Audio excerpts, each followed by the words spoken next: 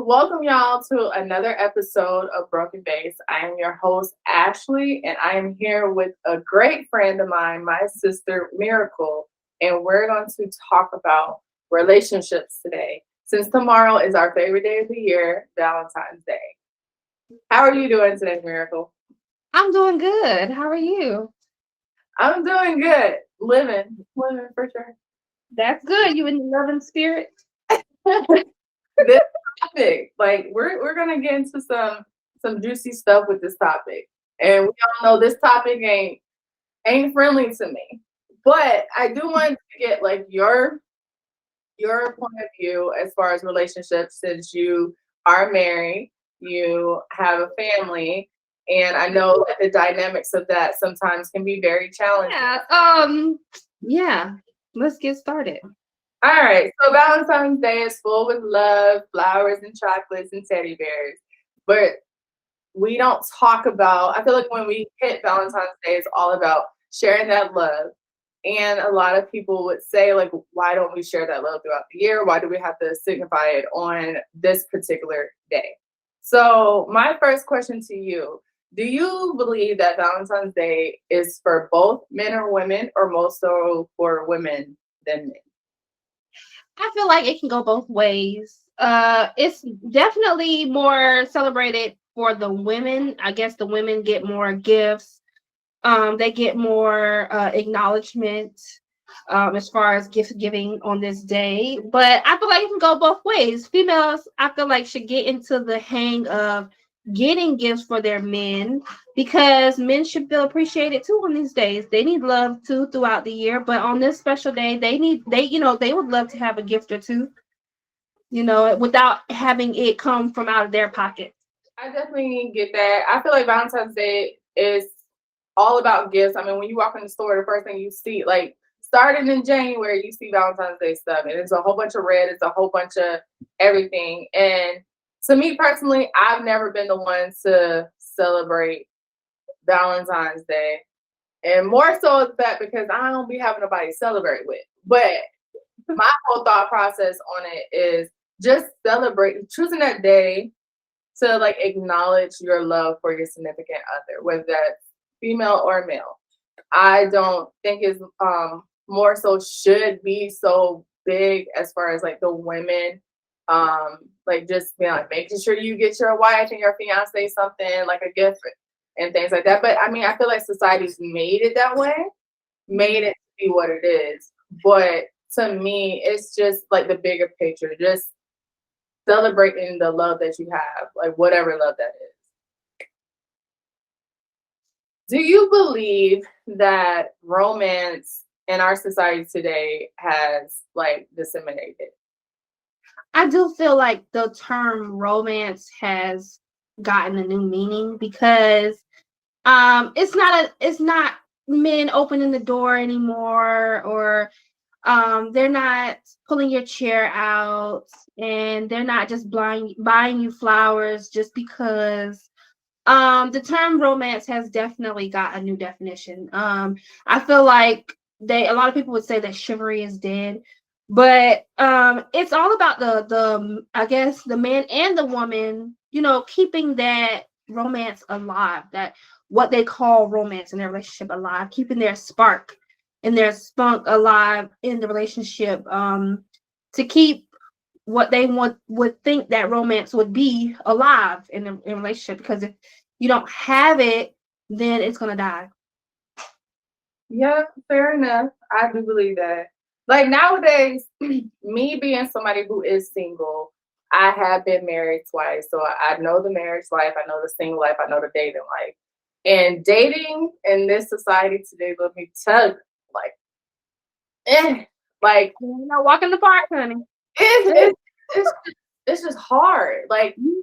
and like the guys that I have met, they would ask me like, "What is your love language? Like, how do you like to receive love, or how do you love?" And then even with telling them like, "Hey, I appreciate flowers. I appreciate." Going out to see a movie, or I appreciate a man opening my car door.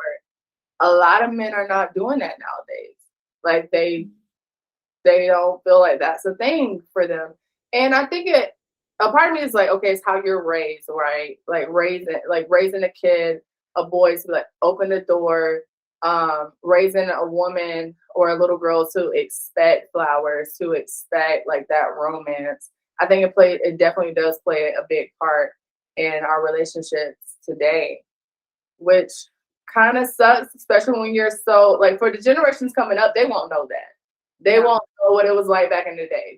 They know now, and in the future they will see things change. But as for us who are older, who did grow up in a time period where that was a huge thing, but to see it kind of like, slowly drifting away. And I'm not saying that there aren't guys out there. There's a lot of men out there that do still believe in opening the car door, Mhm. still believe letting a woman walk in the door first. But you can see it slowly going away in our society. It's definitely making its way out, and I feel like because a lot of the romance things that used to go on are not going on anymore because a lot of the men have a different mindset nowadays. Romance is just not a part of that mindset anymore. All they're thinking about is when the next time they're gonna hit, when the next time they're gonna get the next B or hoe, or they don't even take the time to actually get to know a female before they expect to get inside their underwear, inside their pants. So it comes a lot with a mindset too. If you're a grown man, you know that a grown man should be doing grown man things. And if my husband would expect me to return the favor and respect him in a way that shows my gratitude for him on not just Valentine's Day or our marriage day or our anniversary, he would have to, kind of reciprocate that respect. And with him, I feel like he would be the type of person. He used to give me flowers in the beginning when we used to date, when we were dating and stuff like that. But now he doesn't really do that anymore. And I feel like it's an expectation thing. He doesn't expect me to want those type of things anymore because, you know, you just stop. People just stop. Why do you think that is? Like, why do people I once heard this one thing, and I think it was a song, in a song, I can't remember exactly which song, but they were saying like you want something when you're working to get it.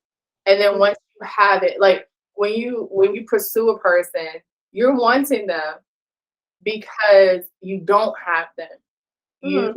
it's just like that chase thing going on. And then Yeah. once you do have them, once they do love you, you no longer want it. It's no longer like a prize anymore. It's more like, okay, well, I opened the box and this is what it is. Like I don't have to do all those things anymore to get it because I already have it. So Right. what do you feel like is allows that to happen where people actually stop? Do you think it's like communication, like communicating, like, hey, I still expect this stuff to happen? Or do you think like people just get in that mindset where they're like, they're comfortable, like, I don't have to go the extra mile anymore? So what do you think? What is your beliefs on that?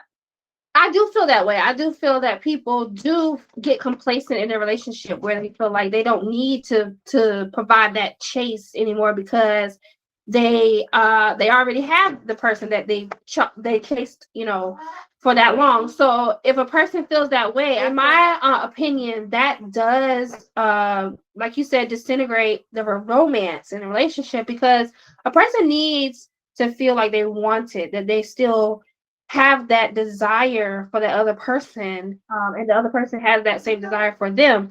And if they feel like they don't feel like they need to buy anything for their other half, or they have to just buy a specific day like Valentine's Day, then I feel like it's a mindset thing.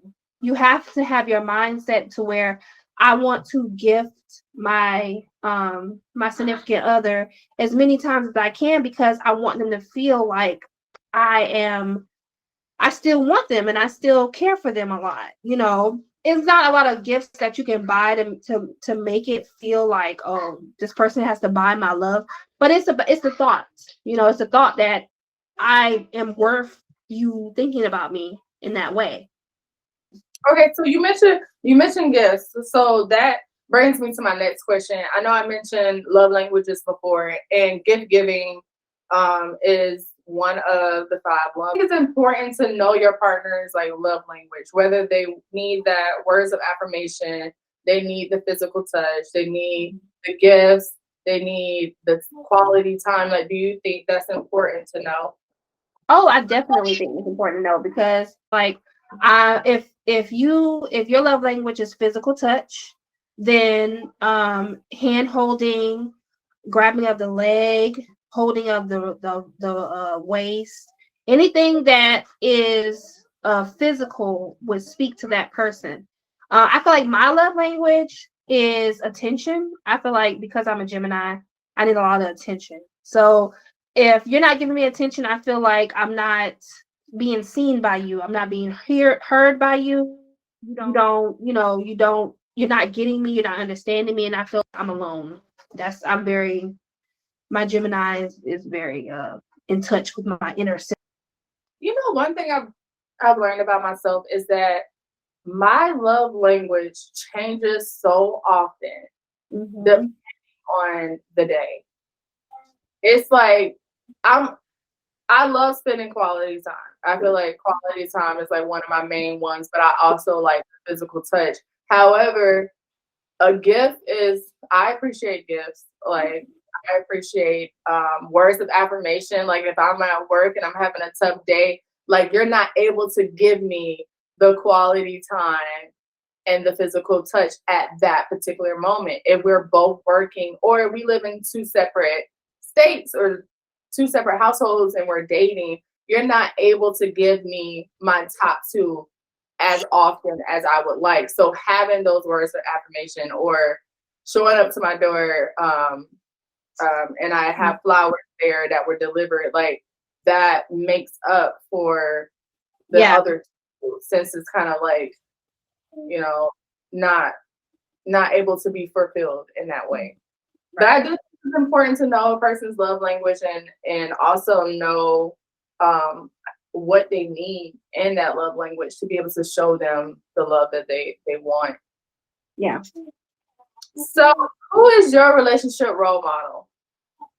My relationship role model at this time, I would say I really don't have one. I mean, if I had to go off anybody's relationship, I would pick at this time, I don't even know because a lot of people have gotten cheated on, and that's not the type of relationship I want to be, have as a role model. So I can't really say because everybody done got cheated on by this time. So Girl, I I can't tell you, I was thinking the same thing. Like I question, and I was just like, okay, this person got cheated on. This happened. I don't want that type of relationship go. Like I don't want that type of relationship. If somebody got cheat on me and I stay with them because I just love them so much, it's not the type of relationship I want. I don't want to be cheated on because I feel like you giving your time to somebody else or you gave your time to somebody else and that'll always be with me. That'll always stick with me. Like I could never get over that. I know a lot of people say, oh, you're supposed to forgive and you never forget, but how am I supposed to forgive you when I know you done gave my time away? You done gave my personal penis away, and and it's supposed to be mine. Personal penis? Okay. That's my personal penis. If it's not my personal penis, then whose is it? It's not yours. I feel you because I was definitely thinking about that, and I was just like, for a long time, I was just like, I just want love. Like, I want to be in love with someone. I want someone to be in love with me. But I feel like I have evolved so much and grown so much in the past couple of years, where that's not even my goal anymore. The goal is to have a partner, somebody who is able to grow with you. Mm-hmm. To have your back, understand, not even put you in that predicament where you question their trust and their loyalty. I get that everybody makes mistakes. Everybody is human. So we all make choices and decisions that kind of alter somebody's like trust in us and their respect for us sometimes. But a partner, somebody that's just like, who's gonna do life with you. Like, yeah, who's gonna agree to do life with you and not, and try everything in their heart not to mess that up. Like, it's the fact that if I say I love you and I say we're gonna do this together, I'm not gonna put anybody above you. It's me and you. It's whatever we say goes. If you say something and and it goes against somebody else, then I'm with you. If I say something and it goes against somebody else, then you're with me. It doesn't, you don't take sides. And I feel like that's a lot of people get into relationships not willing to put up the whole 50-50. They're not willing to compromise because they want things to be done their way. They want a partner who's going to say yes to everything that they want, and then they don't have to do any of the work. But that's not a partnership. That's not even a relationship. That's just you wanting it your way. That's like somebody taking care of you. You're not taking care of the other person. You're not doing the 50-50 work. And a lot of people go into relationships thinking that that's the way to go into a relationship. Like, oh, I want a person who just loves me, and then they do whatever they want still, and that's just not realistic. You know what's crazy? So you mentioned the 50-50, which is crazy because it's like legit my next question. Like, do you think a relationship should be 50-50? And when I think about that, I know growing up, like we think, okay, you do have to work, you do have to work. And I just sat down and I was just like, do I want somebody to do half and I do the other half? I know it's all about balance, but I thought about it this way. I was like, what about you giving me 100% of what you have that day? If you have 20% to give me, you're giving me 100% of that 20. Mm-hmm. If you have 70% to give me, you're giving me 100% of that 70. And because to be all honest, like to be real, like we don't wake up every day feeling like we were before, like, oh, like, maybe there's a communication issue, maybe there's a financial issue, maybe the person lost their job, maybe there's kids involved, and it's just like not every day you're going to be able to be at 100%. Right. But being able to give your spouse 100% of what you have to give that day, I feel like is super important, and a lot of people don't feel that way or don't think that that's necessary to give all you got when you're in a committed relationship or in a marriage. So how long have you been married? Me and my husband have been married for 3 years, but we've been together for 12 years. Oh my. Yeah. My longest relationship was 3 years. Like when I tell you, I admire people that are like, we've been together for 9 years. We've been together for 10 years, like 20 years. Like we've been together. Like when I tell you, I have no idea. Like I've always wanted to know what that feels like to be connected to somebody for that long, because it takes work. Like my longest one, it was work. It felt like 20 years, but it was over 3 years of my life, and it still felt like work. So to see somebody say, we've been together for 12 years, like that to me, that's an accomplishment. That's like a true commitment. So what do you think, like as far as your marriage and your relationship with your husband, what was like the key thing that kept y'all committed to each other and continuing to put in all you have towards your marriage? When we were together, we were dating, and we dated for about a good 3 years before we actually had our first child, before we actually had Elijah. And I felt like that gave us a lot of time to get to know each other, because we wanted to get to know each other first. We wanted to, even though, we were doing our thing together, it could have been very likely that we would have got pregnant before we had Elijah, which I probably was. But a lot of the times, they didn't make it. And unfortunately, I feel like that was a part of our blessing to get to know each other first, because I feel like we needed to get to know each other first before we tried to bring life into this world, because we needed to love each other first.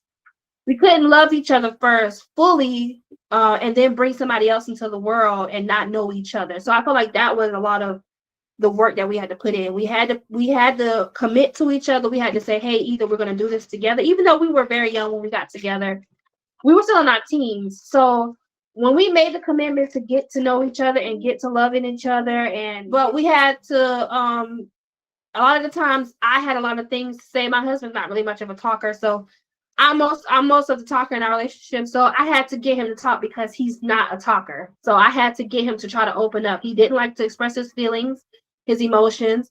I had to get him out of that. I had to tell him if we were going to work as a relationship, you had to talk to me. You had to tell me how you feel. You had to make sure that, like I said, I'm a Gemini. I need to know that what you're feeling is not my fault, or how I'm feeling it. How I feel like is, if you're feeling some type of way, it's because of me. I need to make it right. So, do you believe in soulmates? No, I do not. Why? Like, what makes you not believe in soulmates?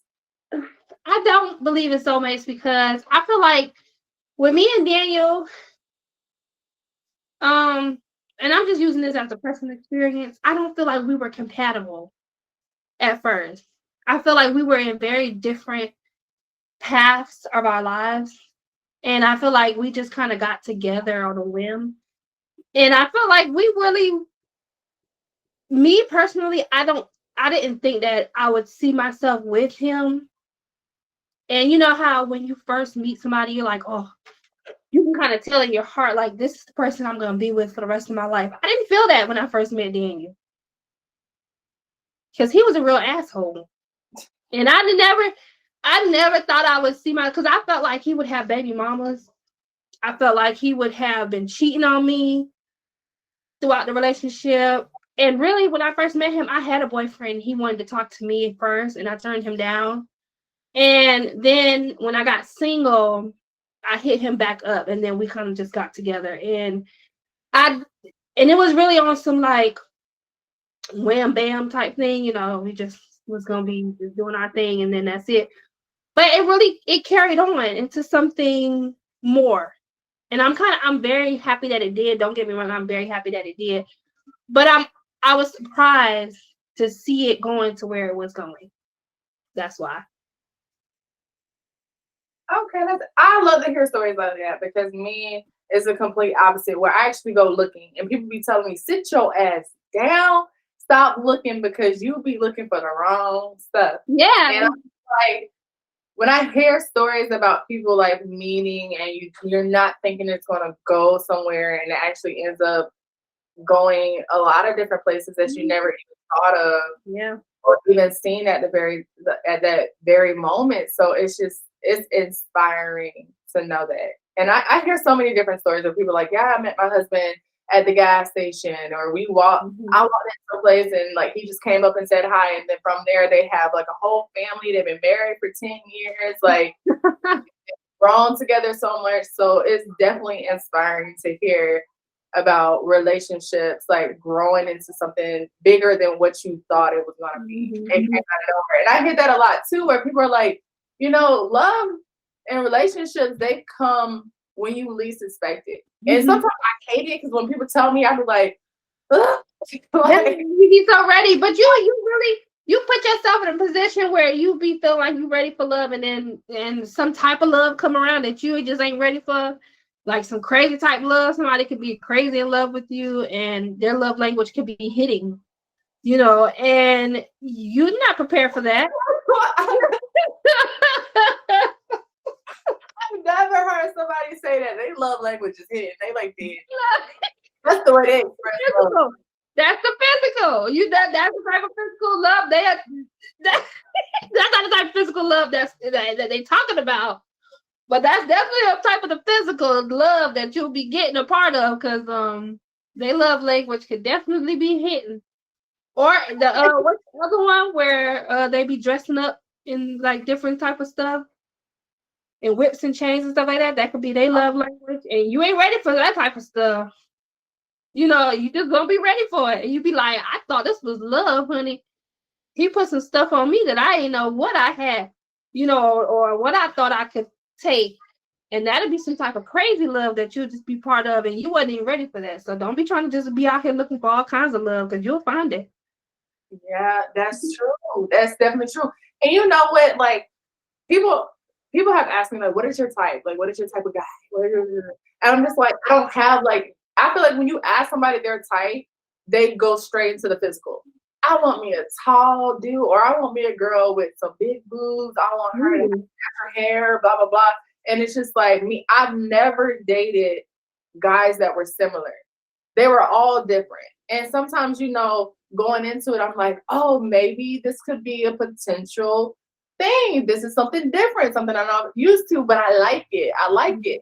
And then you jump in it, and like you said, like you learn like all these crazy things that this person loves how they like to express love. And it's just like, hold on, pause. I'm not with that. Yeah, I'm gonna have to stop you there. I'm gonna have to stop you right there. That's where we stop at. This is where the train is. That's my next question. Okay. What do you think is the most toxic situation to be in when it comes to relationship? And not talking about, we're gonna take the stuff like abuse and all that stuff, like the serious stuff, because that's definitely like toxic as hell. We're gonna take those off the table. We're talking about a little beneath that. Yeah. Real serious. Like, what do you think is the most toxic situation to be in as far as a relationship? I feel like the most toxic thing to be in a relationship is where it gets so crazy in love that you forget about yourself, that you forget about who you were before, and it gets so bad to where they take over everything. They think, in your mind, it's all about them. It's not even about you anymore. I feel like that's toxic too, because you have to remember who you were before you got in a relationship. And that goes with a lot of stuff. Well, a lot of stuff in a relationship, you have to put yourself first, but kind of also do what's best for both of y'all. But then you also have to do what's best for you too, because if it's getting so crazy to where you're not thinking for yourself, you're not taking care of yourself, then that could be toxic too, because you can be so wrapped up in the other person's world that you forget about your own world. Okay, yeah, I definitely agree with that. So, a recent situation that I've been in, I didn't even realize until they said something to me. But the guy I was dating, he was like, "I'm surprised you're not listening to music right now." And anybody who know me know when I come home, I have a Alexa in the house. Like, she in here. I'm like, Alexa, play music. And I play music so much that she has like different playlists for me. Like, she'll like, this is music for you. And it'd just be a list of, songs that I would normally listen to. And when I get home, soon as I step in, I turn it on. I turn the music on. When I'm in the car, I drive, and I have no destination, but I get in the car and drive and listen to music all the time. And it wasn't until that moment where I realized, like, I'm losing myself in this person. Like, I'm really more focused about, and they have so much drama and problems going on that it literally overshadowed who I was before I met them. And them asking that question, it kind of like light bulb went off for me. Like, actually, like, for real, like, what's going on? Like, you listen to music all the time to decompress, to laugh, to just get your energy up. And then I went that whole week and I didn't listen to music in my house. And I'm like, we've been friends for how long, Miracle, since 5th grade? Like, how many years is that? Girl, don't get me to count. Almost 20 years, 18 years. Almost 20 years. That is a long time. 2025. Ooh, and the bitch has had her heart broken plenty of times. Like, if I know anything about love and relationships, I know heartbreak. And what's crazy is I've been through a great deal of grief, right? Like, actually losing a loved one. Heartbreak takes the cake for me. Yeah. And I'll explain why. Like, I know some people will be like, how can you compare like losing a loved one to a heartbreak? And I'm like, because sometimes when it comes to losing a loved one, like them losing their lives, you have no control. Right. There's no part in that you have control, unless you do it yourself, but that ain't the case. But yeah, right. There's no part in that where you have control over when somebody's going to die, when they're going to lose their life. Right. But the love with me, I intentionally love. Like I choose to love. It's not something that is just come out of thin air. It's like I'm choosing to love you for who you are, your flaws, and I'm choosing to accept you for as you are, no judgment. So when I get betrayed, it's almost like I feel like I betrayed myself by choosing the wrong person to love in an abundance that I do. So definitely like I have to learn that not all people can handle me. Yeah. People can't. I've been told multiple times, you're so amazing, like you're everything. Literally, somebody told me you're all in one. I've never heard that before, but I was like, you goddamn right, I'm all in one. I can do hair, cook, I can clean. I got my own shit going on, my own car, my own house, my money. Like my kids are good. Like I am an all in one woman, but not a lot of people can handle an all in one. And that's okay. I'm like, to me, get the fuck out the way so whoever is supposed to be here can be here. Because you're just taking up space at this point. Right, you taking up the damn. You're in front of me, and somebody who needs to see me needs to see me. So move your ass to the side so that they'll be able to see who I am.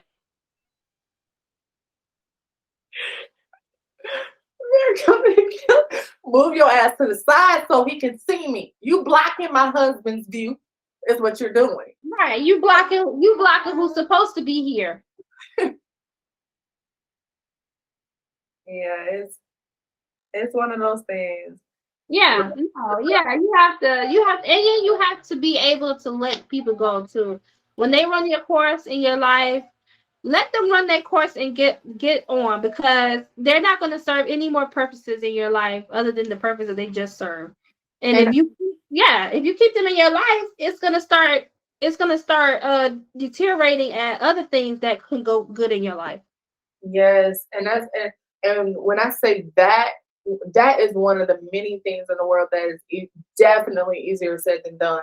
Because what I hold on, it's like someone told me, they were like, you're holding on to a rope and it's wrapped around your hand, and the other person is holding on to the other end, but your end, you got cuts, you got blood all over your hands, but their hands are clean.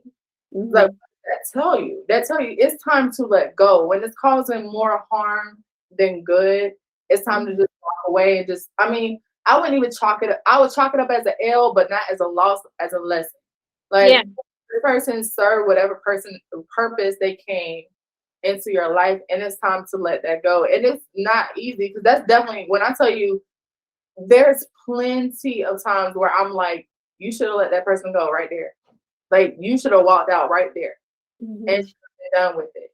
Yeah. And with me, I will hold on until I am forced, until I'm just like, it's nothing else I can do. Like it's really nothing else I can do to hold on to this person.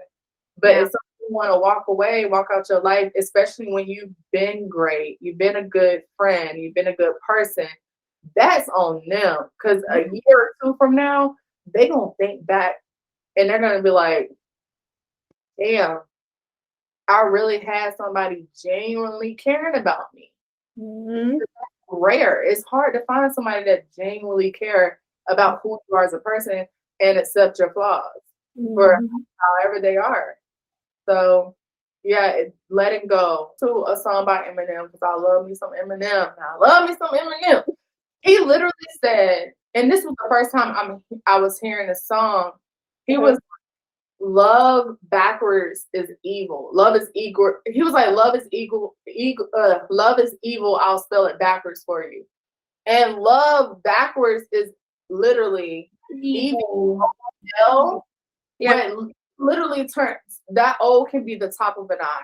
And I'm just like, like you have genuine love, and then you have that I wouldn't even say it's fake love, but you have like that evil love. Turn into actual crazy love. Yeah, crazy love, or that love where you lose yourself, or you loving somebody that would never love you back in that way. Right. And it brings nothing but pure evil. Yeah. Nothing but pure evil. And I was like, that was definitely a turning point for me, like looking at love in a different way. Yeah. So what's one piece of advice that you can give those who are going through hardships as far as their relationships, who are in marriages where they're feeling like giving up.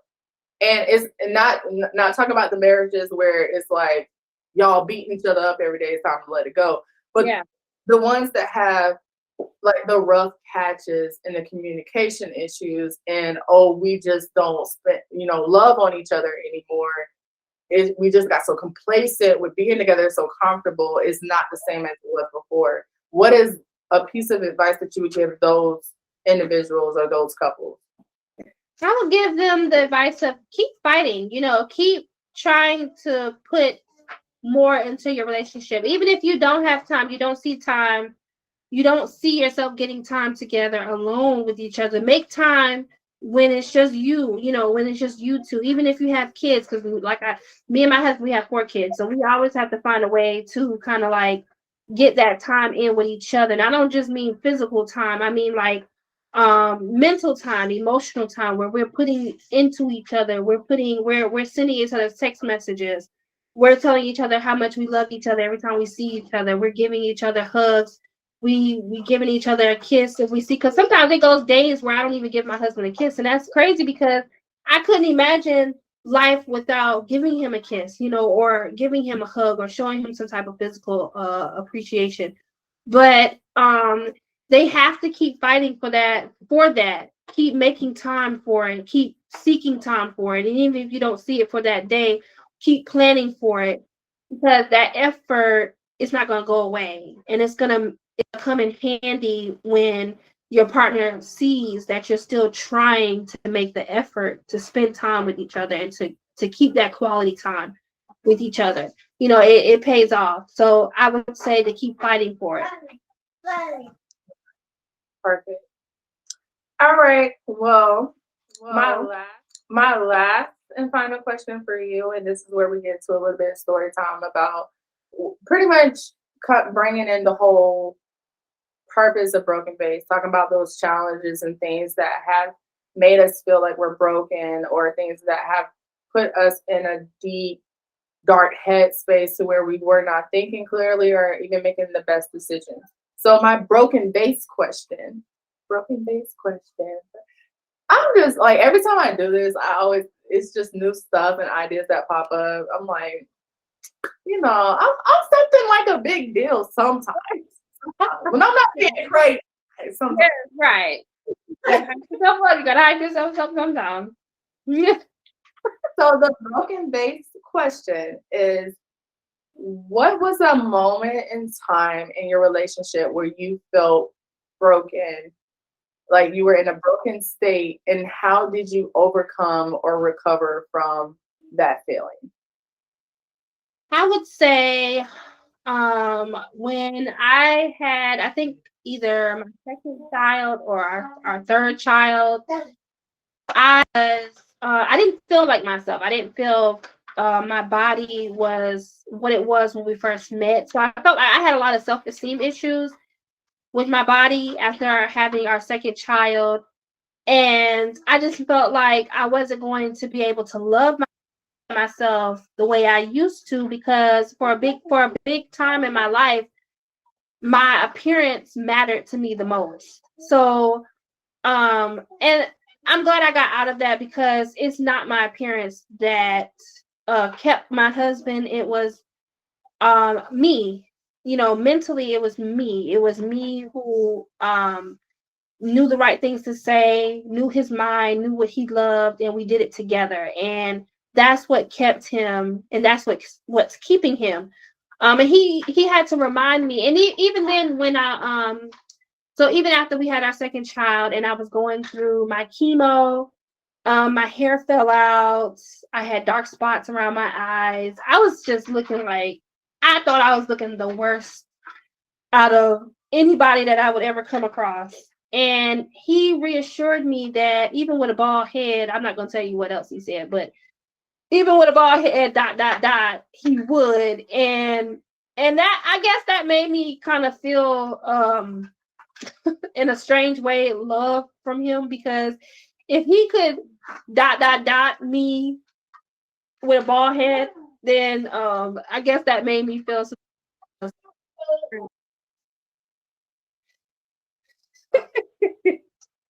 um so yeah, that was a turning point in my life where after I had our second child and I was going through my chemo, and I just felt very self-conscious about my appearance. And he had to reassure me that I was still lovable.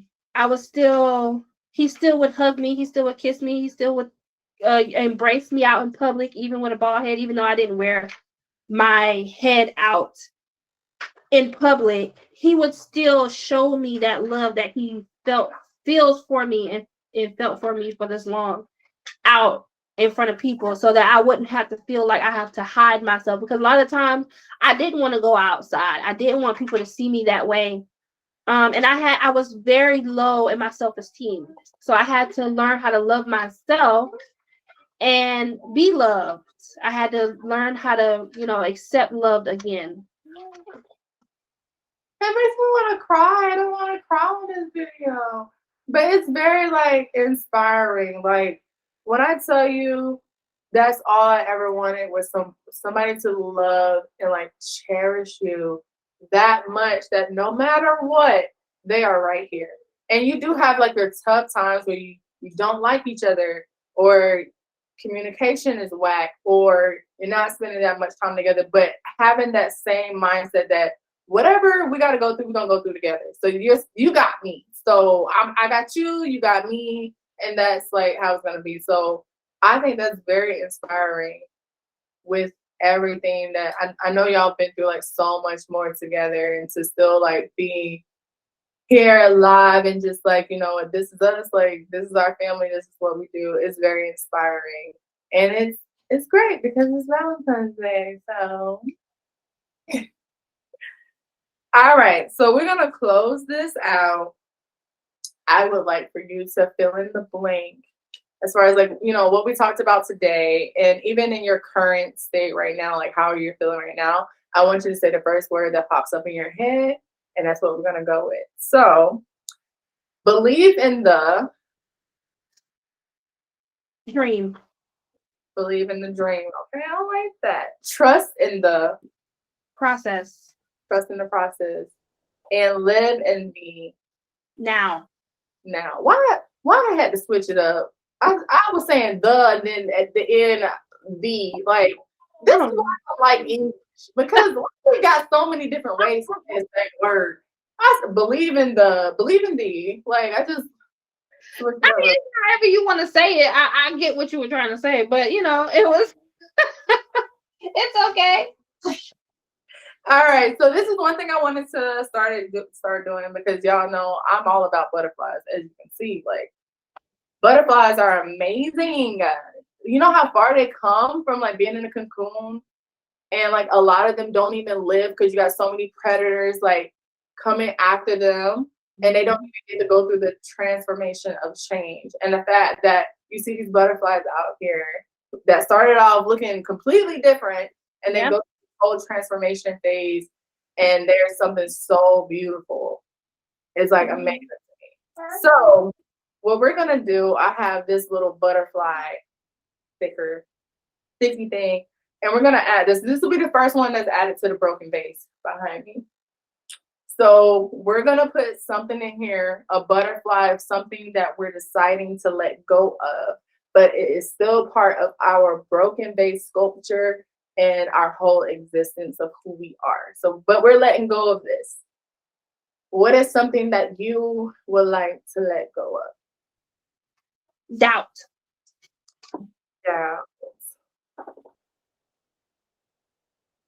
Doubt. We got doubt. We're letting go of doubt. That's what we're gonna do. And as far as letting go of doubt, like doubt about your dreams, about yourself, doubt about what? Doubt about myself, not putting trust in myself, not doubting myself. I don't want to. I want to trust my process. I want to trust what I have for me, giving myself the credit that I deserve. All right. So we're gonna let go of any doubt that we have in ourselves. We're gonna put it into our broken vase. We're gonna believe in the dream, trust in the process, and live in the now. And we're gonna do that now. Yeah. Just that easy. We letting go of doubt, letting go all self-doubt. Well, Miracle, I really appreciate you saving my life because you already know this been a no. We're gonna cut that part out too. Like we already know this has been a struggle. Yeah. But I appreciate you like sharing like your experiences as far as like being married and stuff, being a mom, having a family and what that looks like, the challenges, the good times, the supportive times, the times where you just don't fucking feel like it. But I really do appreciate you being here and supporting me on this podcast. Anytime. Anytime. So we're gonna close this out.